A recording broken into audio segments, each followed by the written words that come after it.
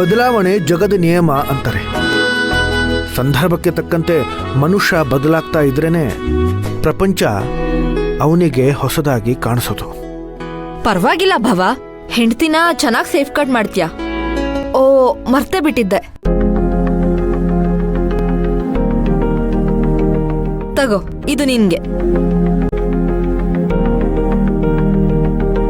ಏನಿದು? ಪರ್ಫ್ಯೂಮ್.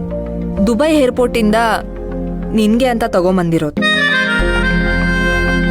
ಇದು 1 ಡ್ರಾಪ್ ಸಾಕು ಬಾವ, ದಿನ ಪೂರ್ತಿ ಫ್ರೆಶ್ ಆಗಿರ್ತೀಯ. ಈ ಪರ್ಫ್ಯೂಮ್ ಹಾಕೊಂಡಾಗೆಲ್ಲ ಈ ಶಿವಾನಿನೇ ನಿನಗೆ ನೆನಪಾಗ್ತಿರ್ಬೇಕು.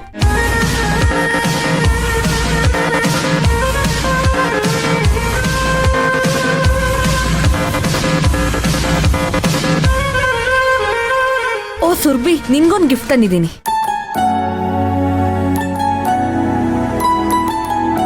Thank you.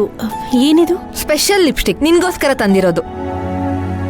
ಒಂದ್ಸತಿ ಅಪ್ಲೈ ಮಾಡಿದ್ರೆ 24 ಅವರ್ಸ್ ಅದು ಹಾಗೆ ಇರುತ್ತೆ. ಇದನ್ನ ಅಪ್ಲೈ ಮಾಡ್ಕೊಂಡು ಭಾವನ್ಗೊಂದು ಮುತ್ತು ಕೊಟ್ರೆ 24 ಅವರ್ಸ್ ಆ ಮಾರ್ಕ್ ಹಾಗೆ ಇರುತ್ತೆ. ಆ ಮಾರ್ಕಿನ ಅನುಭವ ನನಗಾಗಿದೆ. ಸೂರ್ಯ, ಸುಮ್ಮನೆ ತಮಾಷೆಗೆ ಹೇಳಿದೆ ಅಷ್ಟೇ.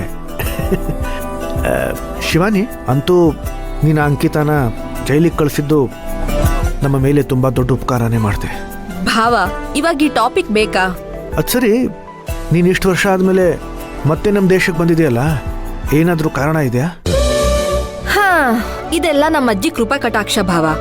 ಕೋರ್ಟ್ ಕೇಸ್ನಲ್ಲಿ ಸೋತ್ಮೇಲೆ ನಮ್ಮಪ್ಪ ಮನೆಯಲ್ಲೇ ಬಂದಿ ಆಗ್ಬಿಟ್ರು.